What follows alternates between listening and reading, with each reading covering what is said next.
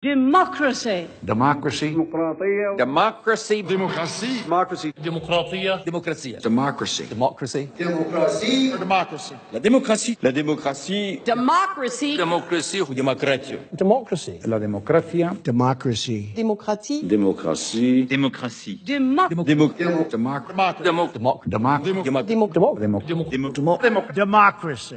La démocratie en fait a un coût et il faut que de façon transparente ce soit assumé par les citoyens. Au total, 577 sièges de députés une fois élus, le salaire brut est de 7 185 €, plus une indemnité de frais de mandat de 5 840 €. Ils disposent également d'un crédit pour rémunérer des collaborateurs, 9 618 € par mois. Et dans votre travail, est-ce qu'à un moment donné, vous n'êtes pas dit finalement s'il y a beaucoup de députés qui travaillent encore à côté, est-ce que c'est peut-être parce qu'ils ne sont pas assez bien payés? Oui, plus de la moitié des députés ont disparu. Introuvable à Paris. Sur 577, tous les 15 jours au moins, un député supplie le patron de l'Assemblée de ne pas le sanctionner financièrement pour absentéisme. Hémicycle quasi vide pendant le vote d'un texte important. Le 610 n'est pas défendu, le 648 n'est donc pas défendu. J'ai entendu qu'il y en a certains qui devaient manger des pâtes. Enfin, le ministre de l'écologie et alors président de l'Assemblée nationale, François de Rugy, aurait organisé une dizaine de dîners somptueux à l'hôtel de l'accès aux frais du contribuable. Donc ça ne fonctionne pas. Il y a un gros problème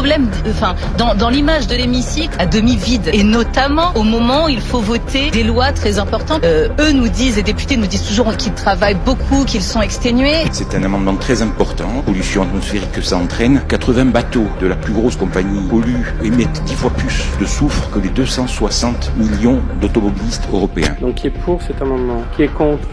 Je trouve 11 contre 11. Donc je vote contre cet amendement. Il y a 11 contre 11, je vote contre. Il y a des députés qui ont eu la flemme de voter une loi constitutionnelle. Vous n'étiez pas là hier soir au moment du vote sur l'état d'urgence? Non, j'étais en train de manger à côté, j'ai passé toute la journée dans l'hémicycle et je suis parti à 1h du matin. C'est quand même dommage de rater le vote. Bah oui, d'accord, mais il faut bien manger de temps en temps. Notre identité, c'est d'abord cette démocratie respectueuse de l'individu, des minorités, des droits fondamentaux, ce qu'on appelait du nom que je revendique encore, la démocratie libérale. 1900 personnes blessées, 188 à la tête. La démocratie participative, je partage totalement ce que vous avez dit. Quelque part, c'est ce que nous sommes en train de faire. Le temps est sans doute venu de s'interroger sur les limites de notre démocratie représentative, régie par les règles de la Ve République, née il y a presque 60 ans. Et l'on pourrait en profiter au passage pour remettre la politique à sa place. La réponse du Danemark à l'Europe, non. Un non d'horreur qui secoue les marchés financiers. Les dirigeants européens ont réussi à trouver les voies du compromis au sommet d'Édimbourg en offrant une porte de sortie aux Danois qui vont pouvoir revoter au printemps prochain. On parle maintenant d'un arrangement qui consisterait à organiser un deuxième référendum. Les Français rejettent la Constitution européenne. Le non l'emporte largement, 55% contre 45% pour le oui. Vous avez majoritairement rejeté la Constitution européenne. C'est votre décision. Ne nous y trompons pas.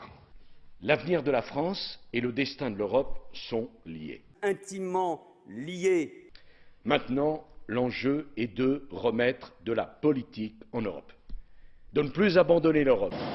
Alors le traité de Lisbonne qui a été signé ici derrière moi il y a quelques heures est une réplique fidèle à 90% de la Constitution européenne. 54,4%, c'est le pourcentage du non des Irlandais au traité européen de Lisbonne, un non qui s'est exprimé par référendum. Le Premier ministre Brian Cowen n'avait pas le choix, la pression de Bruxelles était énorme. Les Irlandais auront droit à un deuxième référendum d'ici fin octobre 2009. Que se passe-t-il si les Irlandais disent à nouveau non ? Eh bien, on leur reposera la question une troisième fois, jusqu'à ce qu'ils disent oui. Non, mais c'est ça le problème. Il faut que ce soit sérieux, que ce soit grave, pour éviter après la contamination, pour pas que ce soit un épisode en quelque sorte qui n'emporte aucune conséquence. Moi je fais partie des gens qui poussent à fond pour que ça soit dur, c'est parce que il faut qu'on voit ce que c'est. Il faut prendre au sérieux. Voilà. Moi, ils ont voulu sortir, mais on va respecter leur vote, mais jusqu'au bout. Ils vont le bouffer jusqu'au bout. Tous ceux qui, dont j'ai le privilège d'avoir fait partie, ont tenu la plume pour écrire les premières versions du traité de Maastricht, on s'est bien engagé à faire en sorte que sortir, ce ne soit pas possible. On a soigneusement oublié d'écrire l'article qui permet de sortir. C'était pas très démocratique, évidemment, mais c'était une grande garantie pour rendre les choses plus difficiles, pour nous forcer d'avancer.